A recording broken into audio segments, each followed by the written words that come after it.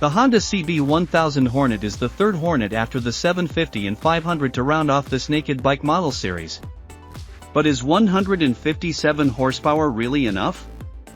Ha ha!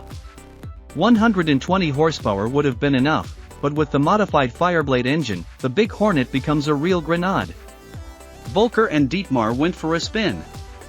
Let's start with the surprise par excellence. The new Hornet 1000 SP costs only €11,500, the standard Hornet even only €9,700 without overpass. The competition has to dress pretty warmly. Only the Kawasaki Z900 can keep up, all other competitors of this collar size are sometimes noticeably more expensive. But if you think that you only get lean food in view of the price, you are mistaken. By the way, the CB1000 Hornet SP is produced in Japan. Amazing. Both the standard and the SP look sharp and leave no doubt from a distance about who should make room here. The additional price for the SP model of €1,800 provides the following additional equipment: Quickshifter Series 5 horsepower and 3 Nm more torque, Öhlins TTX 36 shock absorber, instead of Showa, Brembo Stylema front brakes, instead of Nissan, gold anodized fork and rims, elegant paint finish, matte ballistic black metallic. The CB1000 Hornet is a street fighter of the purest water. You notice this at the latest when you get on it: wide handlebars, footrests offset to the rear and up, front wheel oriented seating with a sporty forward inclination. The knee angle of Dietmar with his long legs was already quite sharp, but that didn't annoy me during the test drive. However, the passenger comfort is not so great. At least there is a pillion seat, so you can take someone with you, but he should not have great demands. And don't be surprised that the knees are suddenly between the ears because of the high-mounted pillion footrests. But it doesn't matter. Who wants to drive with this device in pairs at all? The cockpit of the new Hornet consists of a 5-inch TFT color display, which Honda currently likes to install in many models. It is very easy to read, has 3 different views, and navigation can also be placed on the display via the Honda RoadSync app. The operation is mostly via an illuminated D-pad switch and turns out to be very simple. An onboard computer provides information about consumption, remaining range, trip meter, etc., and in the settings you can configure your 2 user driving modes, among other things. There are 3 adjustable bars for power, engine braking and traction control. In addition, there are the 3 standard driving modes: rain, street and sport. The equipment also includes a USB port and wheelie control. Not on board are cruise control, lean angle sensors with cornering ABS, keyless ignition, and automatic turn signal reset. Okay, the price has to come from somewhere. The lighting comes completely in LED technology, including the turn signals. As usual with Honda, there is also an ESS emergency stop system, which reduces the possibility of a rear-end collision by automatically and quickly flashing the indicators. The front headlights for low beam and high beam are each doubled. It looks very chic, and the Hornet also offers a very sporty appearance from the rear. We don't like the look of the exhaust so much. Clear case for the Zweimarkt. The standard exhaust, on the other hand, sounds really good. Especially at higher revs, the machine screams with joy so wonderfully that you are happy to step on the gas for that reason alone. On the road, the CB1000 Hornet SP then shows what it's made of. She is agile, light-footed and yet stable and predictable. The rideability is really excellent and should not pose any problems even for beginners. Of course, it's not an entry-level bike because of its performance. It takes a bit of discipline not to be constantly at the limit. That's how much fun it is to make the asphalt glow with the Hornet. This is primarily due to the engine, which cheers upwards until the rind cracks. The SP's 157 horsepower feels like even more. If you want, you can be catapulted wildly forward, but the Hornet can also be catapulted leisurely. The 4-cylinder is lamb-like, if you want that.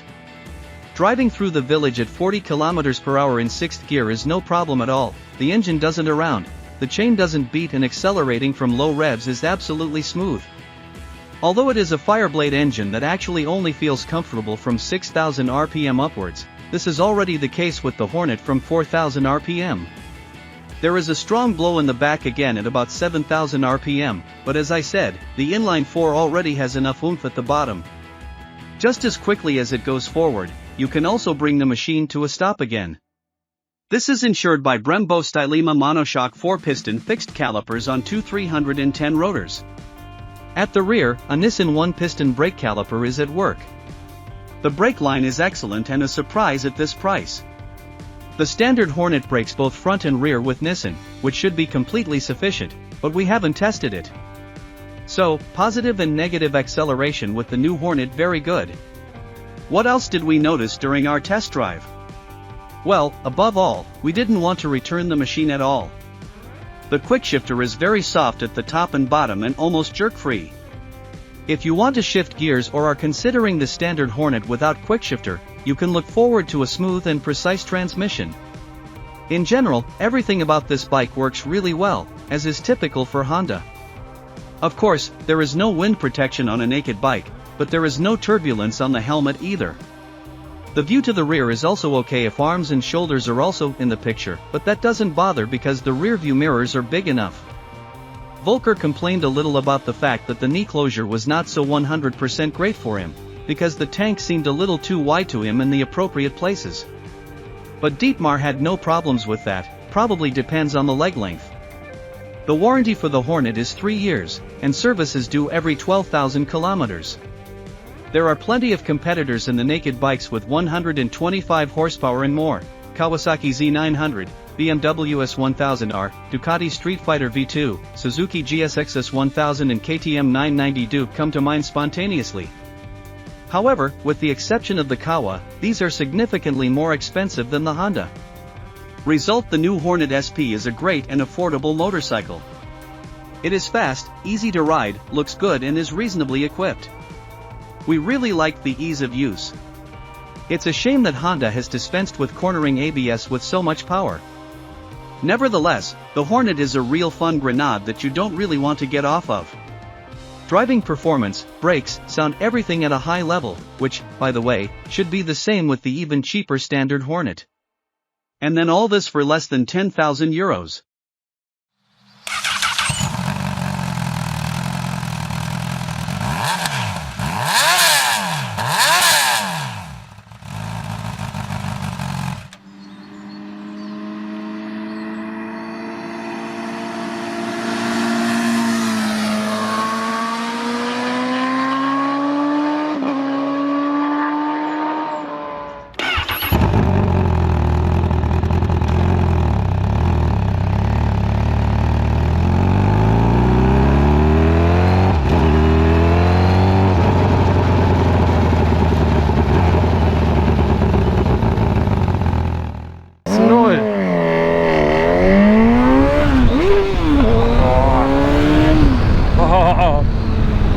Ab geht die Luzi. 100.